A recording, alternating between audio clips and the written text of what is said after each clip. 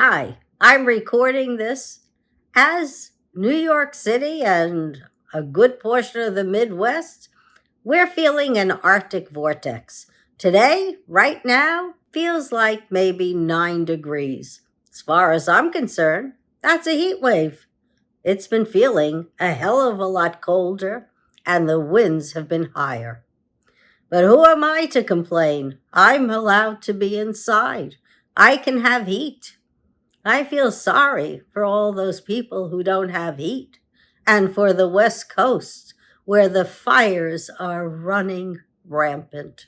I'm supposed to be in California next week in LA, and I intend to call my cousins up and find out if they're A-OK or need to be evacuated somewhere, in which case I'm going to help.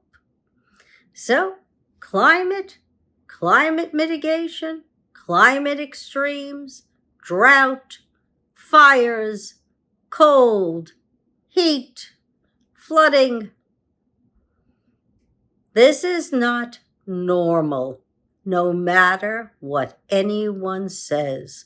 Sure, they can divert our attention with culture wars, with talking about gender equality, by talking about immigration.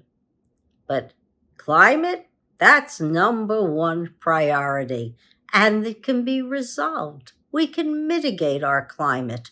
We have the tools. We've got heat pumps, we've got solar power, we've got wind power, we've got third generation nuclear power. We're working on fusion and hydrogen, and all those batteries that we need to be produced.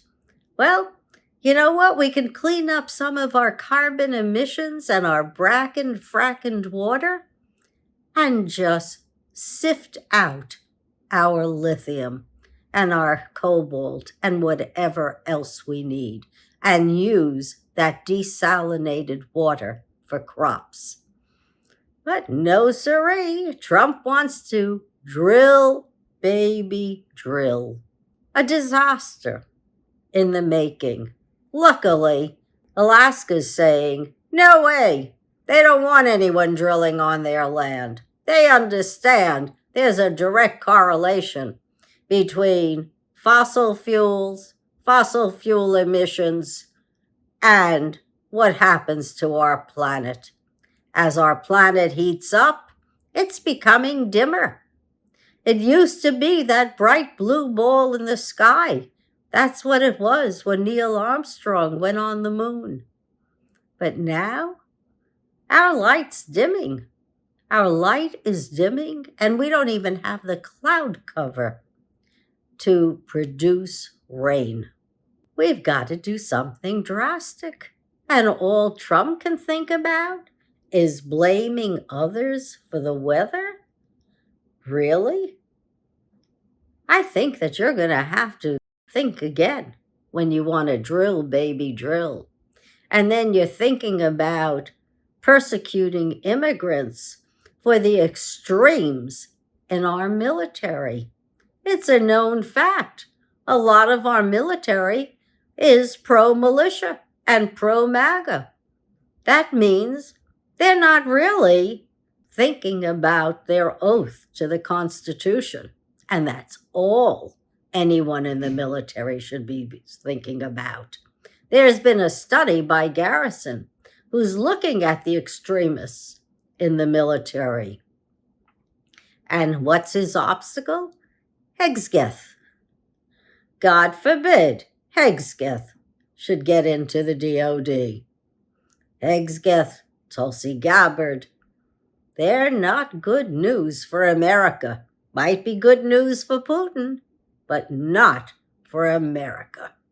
We don't need extremists in the military, especially when those extremists can be turned.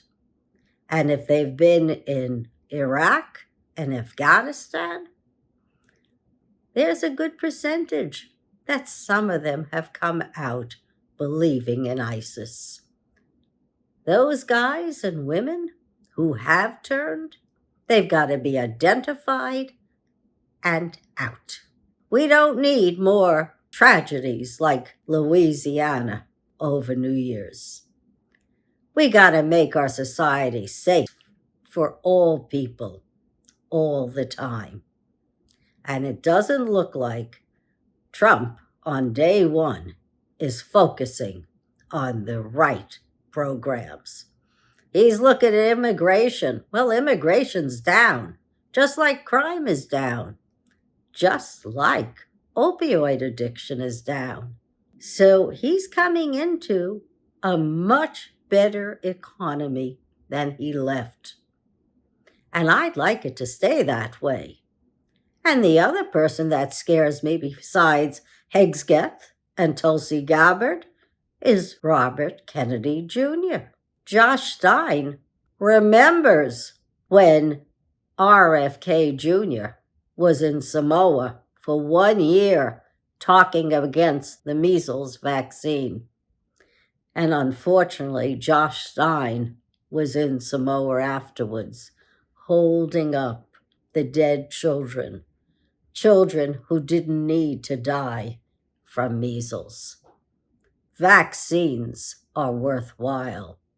Nobody who goes to public education or is in the public square at any time. So unless you live in a cave, you gotta have a vaccine. And there are lots of them that kids have to take before they enter school. And no matter what, if that child is going to live outside your home in the public sphere, they've got to be vaccinated. Even if you homeschool them, it's a safety measure for all of us. Ask Itzhak Perlman what it was like to come down with polio. I think he would have said he would have given anything to have had the vaccine and not suffer with polio. He's a brilliant violinist. Imagine how incredible he could have been without the disease. As it is, he's the only violinist in a long time that when he plays, you feel the strings and the sound reverberate off your heart. But no, we don't want diseases. At the turn of the last century, people died from infections. They didn't die from disease. Now, because of our carbon emissions, methane emissions, sulfur emissions, PFAS chemicals, and you name the plastic and the toxicity, people are dying from diseases. And you want to go and tax Denmark? Denmark is producing our weight loss drugs that are actually saving lives. We don't want tariffs. We want a thriving middle class without inflationary programs. Yep, the poor have benefited, the 1% have benefited, but the mass majority in the middle, we're still suffering. Our middle management has been hollowed out.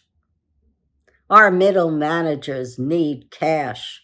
People going to food pantries right now are folks who are holding down 2-3 jobs and have kids and can't afford food. Think about it. Think what's your priority. Not Trump's, but yours. And you tell Trump, this is what we need for a great America.